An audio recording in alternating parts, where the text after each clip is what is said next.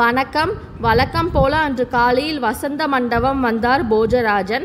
சிம்மாசனத்தின் படிகளில் வேகமாக ஏறியவரை 24வது படியிலிருந்த மனோரஞ்சித வள்ளி பதுமை தடுத்து நிறுத்தியது. விக்ரமாதித்யரது குறிப்பு அறிந்து கொடுக்கும் குணத்தை விளக்கும் இந்த கதையை கூற ஆரம்பித்தது. அப்போது விக்ரமாதித்யரின் நாடு 6 மாத ஆட்சி நடந்து வந்தது. லக்ஷ்மி சர்மா என்னும் பிராமணர் காளி தேவியை வேண்டி தவம் இருந்து வந்தார்.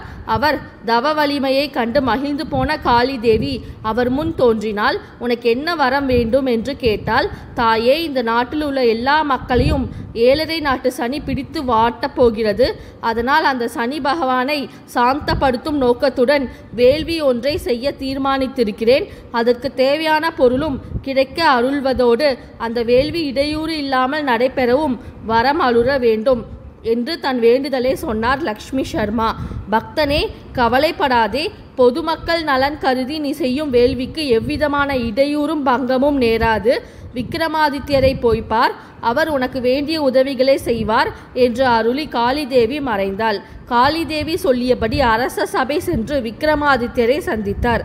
லக்ஷ்மி சர்மாவை கண்டதும் உரிய முறையில் வரவேற்று உபசரித்து அமர செய்தார். பின்னர் தன்னுடைய ஏவலாளரிடம் குறிப்பு காட்டிவிட்டு தொடர்ந்து அரசு அலுவல்களில் கவனம் செலுத்தினார். சிறிது நேரத்தில் தாம்பாலம் நிறைய பொன்னும் வேறு சில பொருட்களும் கொண்டு வந்தார் ஏவலர். அவற்றை லக்ஷ்மி சர்மாவிடம் கொடுக்க சொன்னார். தான் வாய் திறந்து கேட்காமலே குறிப்பறிந்து கொடுத்த விக்ரமாதித்யரின் செயலை பாராட்டிய லக்ஷ்மி சர்மா, அரசே, தங்களிடம் நான் எதையும் கேட்கும் முன் நான் வந்த காரியம் இதுதான் இருக்கும் என்று தெரிந்து கொண்டீர்கள். உங்களுடைய உயர்ந்த உள்ளத்தை பாராட்ட எனக்கு வார்த்தைகளே கிடைக்கவில்லை என்றார். உடனே விக்ரமாதித்யர், உம்மை போன்றவர்கள் என்னை உதவியை வேண்டி என்னிடம் வருவீர்கள் என்பதை கூட என்னால் உணர்ந்து கொள்ள முடியாதா என்ன? மேலும் என்னால் உதவக்கூடிய காரியம் எதுவானாலும் தயங்காமல் வந்து கோருங்கள் என்று கூறினார். பெரிதும் மன நிறைவோடு விடை பெற்று சென்றார் லக்ஷ்மி சர்மா. வேள்வியும் சிறப்புற முடிந்தது. வேள்வி முடிந்ததும் வேள்வி தீயிலிருந்து தோன்றிய சனி பகவான் லக்ஷ்மி சர்மாவை பெரிதும் பாராட்டினார்.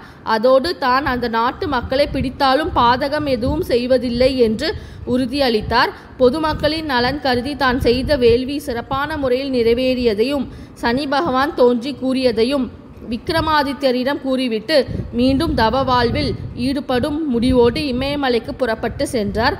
கதையை கூறி வந்த பதுமை, விக்ரமாதித்யரை போல குறிப்பறிந்து கொடுக்கும் குணம் சிறிதளவாது உம்மிடம் இருக்கும் என்று தோன்றுமே, ஆனால் இந்த சிம்மாசனத்தில் அமரலாம் என்றது மனோரஞ்சித வள்ளி பதுமை. அன்றும் தன் எண்ணம் நிறைவேறாத ஏமாற்றத்தோடு அரண்மனை திரும்பினார் போஜராஜன். இந்த சேனல் பிடிச்சிருந்தா லைக் பண்ணுங்கள், ஷேர் பண்ணுங்கள், சப்ஸ்கிரைப் பண்ணுங்கள்.